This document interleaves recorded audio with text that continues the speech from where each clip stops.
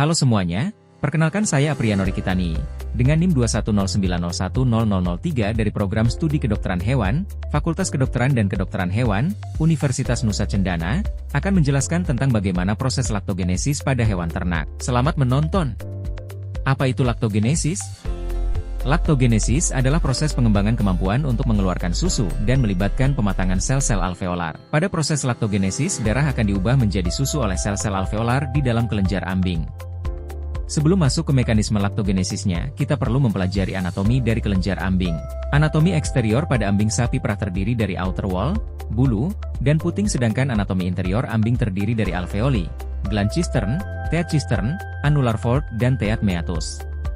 Di mana alveolus berfungsi untuk memproduksi susu, alveoli sebagai kumpulan sel-sel alveolus, kemudian lobulus sebagai tempat kumpulan sel-sel alveolus, dan lobus sebagai tempat kumpulan sel-sel lobulus. Kemudian milk duct berfungsi mengalirkan susu menuju ke gland system. Kemudian gland system sebagai tempat penampungan susu sebelum ke teat cistern. Pada annular fold, terdapat sphincter yang merupakan pintu bukaan dari teat cistern sebelum keluar melewati teat meratus menuju ruang bebas. Kemudian teat cistern sebagai rongga yang di dalamnya terdapat streak channel, yaitu lapisan dalam puting yang paling bawah supaya bakteri tidak dapat masuk ke dalam puting. Dan teat meatus berfungsi sebagai lubang di dalam puting, fang sebagai lubang akhir tempat keluarnya susu. Pada hewan, proses laktogenesis dibagi menjadi 3 fase utama. Laktogenesis 1 terjadi pada fase akhir kehamilan, di mana ambing susu mulai memproduksi kolostrum, cairan kuning kental yang kaya akan antibodi, terutama imunoglobulin A, IgA.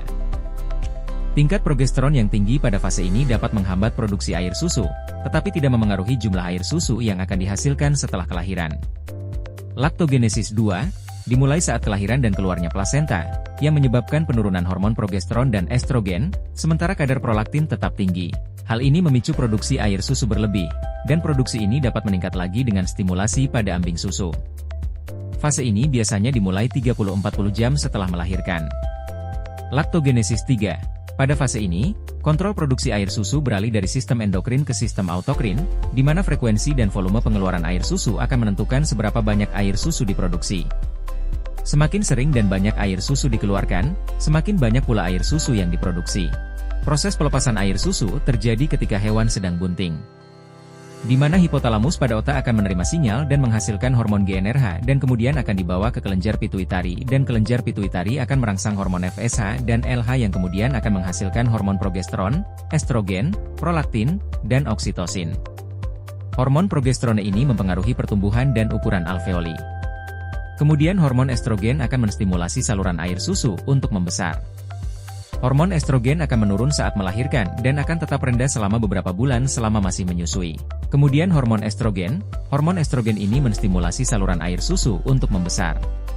Selanjutnya hormon prolaktin merupakan suatu hormon yang disekresikan oleh glandula pituitari. Hormon ini berperan dalam membesarnya alveoli saat masa kehamilan. Dan hormon oksitosin berfungsi mengencangkan otot halus pada rahim pada saat melahirkan dan setelah melahirkan. Pada saat setelah melahirkan, oksitosin juga mengencangkan otot halus pada sekitar alveoli untuk memeras air susu menuju saluran susu. Pada hewan, hipofisis posterior mulai melepaskan oksitosin ketika impuls aferen ditransmisikan ke hipotalamus. Neurohipofisis, hipofisis posterior, tempat pelepasan oksitosin, menerima rangsangan dari isapan bayi bersamaan dengan adenohipofisis yang menghasilkan prolaktin.